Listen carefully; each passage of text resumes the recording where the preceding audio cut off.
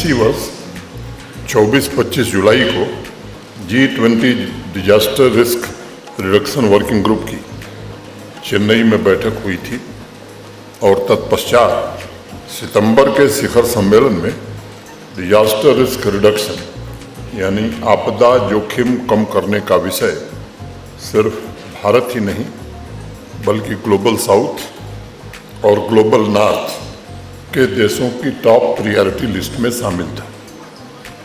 लेकिन ये सोचना जरूरी है कि सेंडाई फ्रेमवर्क के आधार पर डिजास्टर मैनेजमेंट से जुड़े सिस्टम को मजबूत करने तथा डिजास्टर रिस्क रिडक्शन की दिशा में सभी देशों के अप्रोच में ये परिवर्तन अचानक नहीं हुआ है। इसके पीछे अगर आप विचार करेंगे या मैं कहूँ कि गहराई में जाएंगे तो भारत के सम्माननीय प्रधानमंत्री श्री नरेंद्र मोदी जी की दूरदर्शिता और उनके नेतृत्व की ताकत एक बहुत बड़ा कारण रही है। गुजरात के मुख्यमंत्री के रूप में उन्होंने कच्छ भूकंप की त्रासदी के पश्चात स्वयं आपदा प्रबंधन का नेतृत्व किया था। गुजरात देश का पहला राज्य था जिसने स्टेट डिजास्टर मैनेजमेंट एक्ट देश में बनाने का सबसे पहले काम किया था और उसी एक्ट के आधार पर बाद में 2005 में भारत सरकार का डिजास्टर मैनेजमेंट एक्ट बना तथा नेशनल डिजास्टर मैनेजमेंट अथॉरिटी की स्थापना भी हुई। भारत के वर्तमान प्रधानमंत्री जी ने एक और बड़ी महत्वपूर्ण पहल की।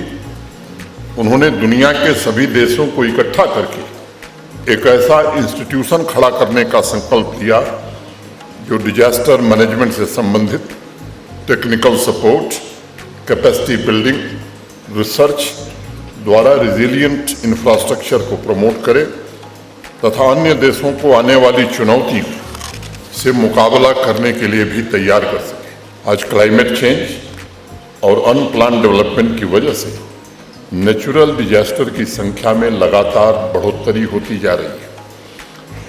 भारत सरकार के गृह मंत्रालय की रिपोर्ट के मुताबिक इस वर्ष जुलाई तक देश में नेचुरल डिजास्टर से 1224 लोगों को अपनी जान गंवानी पड़ी है। 4 लाख हेक्टेयर से ज़्यादा फसलों का नुकसान हुआ है। 25,000 से ज़्यादा हमारे जानवर हताहत हुए हैं और 61,000 घरों को नुकसान पहुंचा है। बिन मौसम बारिश, हेल स्टॉर्म की वजह से एक अनुमान के मुताबिक 1.25 लाख मीट्रिक टन अन्न के उत्पादन पर असर पड़ा है। और बीच में मैंने कुछ एक्सपर्ट्स की रिपोर्ट पढ़ी थी जिनका कहना है कि तमिलनाडु में कृषि उत्पादन में 53% और महाराष्ट्र में 61% की गिरावट इस बार हो सकती है।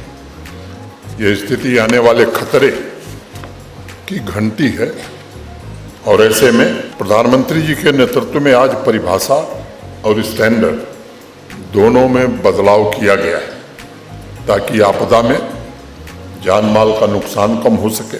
रिजिलियंट इंफ्रास्ट्रक्चर के साथ अर्ली वार्निंग और अर्ली एक्शन का सिस्टम कैसे बना सकें और उसे सुदृढ़ कर सकें। में multi hazard early warning system में ज़्यादा से ज़्यादा निवेश करना होगा। मेरा आग्रह होगा, चाहे वो जम्मू कश्मीर का डिजास्टर मैनेजमेंट डिपार्टमेंट हो या बाकी देश के बाकी राज्यों का हो, हमें इस पर जरूर विचार करना होगा। और जम्मू कश्मीर में तो विशेष रूप से मेरी अपेक्षा होगी कि इस काम का नेतृत्व आप करें।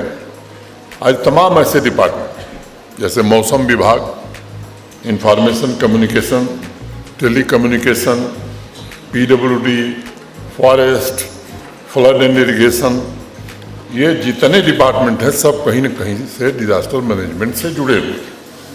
अब हमें एक ऐसा कोलैबोरेटिव सिस्टम का निर्माण करना होगा जो आपदा के समय में इफेक्टिव भी हो और मोस्ट इफिशिएंट भी हो। दूसरा सबसे महत्वपूर्ण फोकस क्लाइमेट तथा डिजास्टर रिजिलियंट इंफ्रास्ट्रक्चर तैयार करने का होगा। ये सच है कि नेचुरल डिजास्टर पर किसी का कंट्रोल नहीं है, लेकिन इससे होने वाले नुकसान को निश्चित रूप से कम किया जा सकता है। हमें ये सुनिश्चित करना होगा कि आपदा की वजह से एक भी व्यक्ति की जान न जाए, और इसके लिए सबसे शक्तिशाली माध्यम है कि हम पहले से तैयार रहें। रिएक्शन की बजाय पूरा सिस्टम प्रोएक्टिव होकर के कैसे काम करे, ये स्थिति हमें बनानी होगी।